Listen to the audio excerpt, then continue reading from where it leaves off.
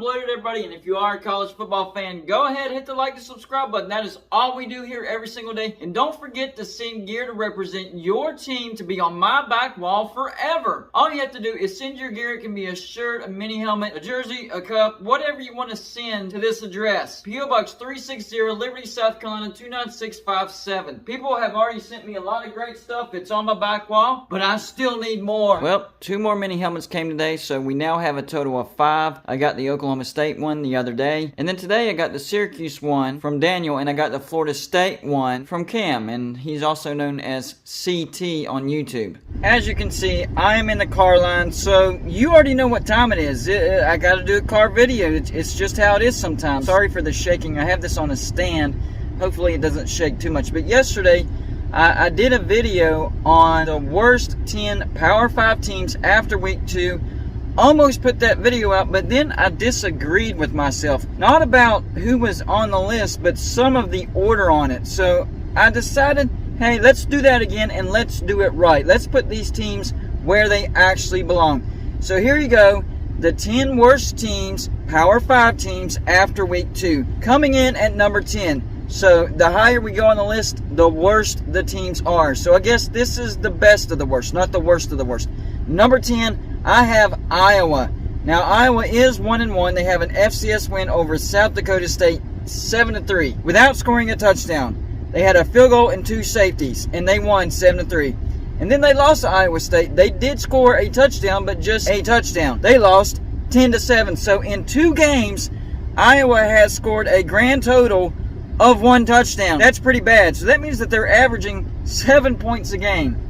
That's got to be dead last. That has got to be dead last. Now on the flip side, and it's what kept them from being higher on this list, they're only allowing 6.5 points per game. So basically what you're telling the defense is, hey, if we can't score a touchdown, we're going to lose. And you can't fault the defense. Defenses give up touchdowns all the time. They're averaging under a touchdown, but if the opponent scored a touchdown, game over. That offense is not scoring a touchdown. Coming in at number 9, this is where I have Virginia Tech. And yes, they are 1-1. And yes, they are first in the ACC Coastal for now. So they have the win over Boston College 27-10, but also a loss at Old Dominion 20-17. You just can't do that. You can't do that. They're averaging 22 points per game. That's 103rd. Now, they're allowing 15 points per game, which is 38th. But again, they played Boston College and Old Dominion. Not really like the world on fire type of offenses. So, with Virginia Tech beating Boston College, that should give you a hint on a team that's going to be higher in the list. Put your thinking caps on for that one. Number 8, this is going to be Virginia, staying in the state of Virginia. They're also 1-1. With an FC win over Richmond 34-17. That is too close of a score over an FCS team. But they also lost to Illinois 24-3. Now, whenever I looked at the stats, it said that they were averaging 34.6 points per game, which would be 21st. There's no way. When in reality, they're averaging 18.5 points per game. That's around 105th. Combine that with allowing 31.8 points per game, that is 104th. So a terrible offense and a terrible defense, too close of a win over Richmond, and a blowout loss to Illinois. Yeah, you're on the list at number 8. Coming in at number 7. It pains me to say it, but I have to put West Virginia on here. They are 0-2, an opening loss on the road to number 17 Pitt, 38-31.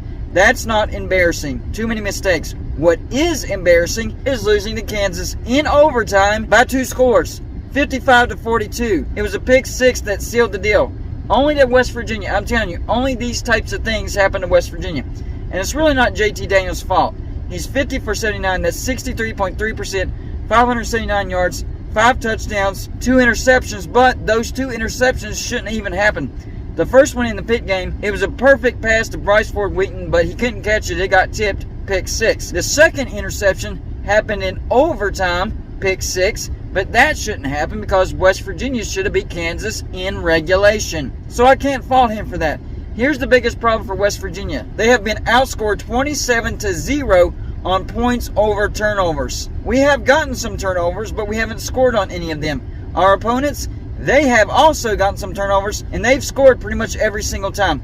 that has got to be fixed if West Virginia wants to win another game after Towson. Number 6, this is where I have Northwestern. They are 1-1, and they are first in the Big Ten West as of right now. They did beat Nebraska in Ireland 31-28, so once again, that gives you a hint on another team that's going to make an appearance higher on the list. But they also lost to lowly Duke 31-23. Yikes. They are averaging 27 points per game, which is 88th, but allowing 29.7 points per game. That's 95th. That's bad news for Northwestern because they rely on their defense. If they're not going to have a good defense this year, it's going to be a long season for Northwestern. Coming in at number 5, the team that Northwestern beat, Nebraska. They are 1-2. They do have a win over FCS North Dakota State 38-17. Once again, that is too close of a win over an FCS.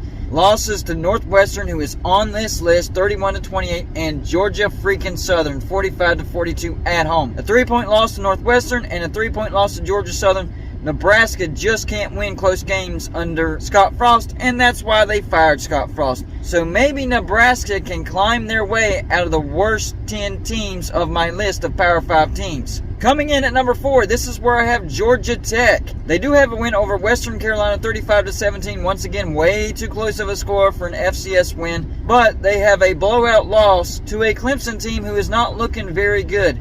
41-10. They are averaging 22.5 points per game, which is 99th, and allowing 29 points per game, which is 90th. Terrible offense, terrible defense. That is going to land you on my 10 worst teams after week 2 as far as Power 5 teams. Coming in at number 3, the team that beat Virginia Tech, Boston College. They are 0-2 with a 1-point loss to Rutgers 22-21 and a big-time loss at Virginia Tech. Not necessarily blowout, but it was not pretty at all, 27-10. They're averaging 15.5 points per game. That's 117th. And allowing 24.5 points per game. That's 72nd. So once again, a terrible offense, a terrible defense, and a loss to a team that lost to Old Dominion. You're not only going to be on my 10 worst teams list in Power 5 Conference, but you're going to be high on that list. Coming in at number 2. Never thought I would say this. Notre freaking Dame. They are 0-2. A loss at number 2, Ohio State 21-10.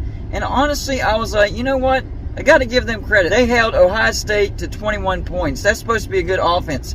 But then they come back home and lose to Marshall, 26-21.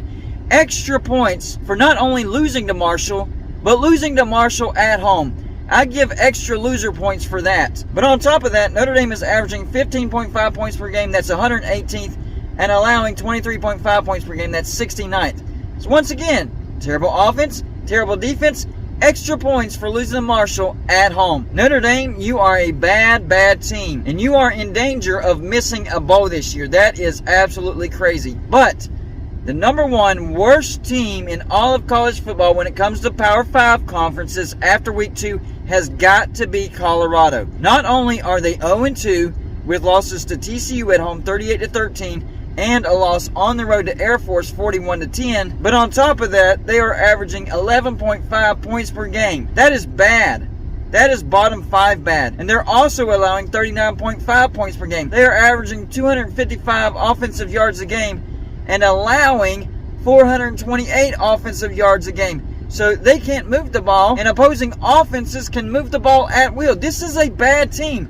This could be a historically bad team. I'm talking all time, not just for Colorado, but for any team. I don't know if Colorado is going to win one single game this year. That's how bad they are. So y'all let me know in the comments section what you think about my list of the 10 worst teams in Power 5 conferences, where you disagree with me, and if I did leave anybody out, who did I leave out? That's all I got for you for this show. Like and subscribe if you haven't already, and I'll see you on my next show.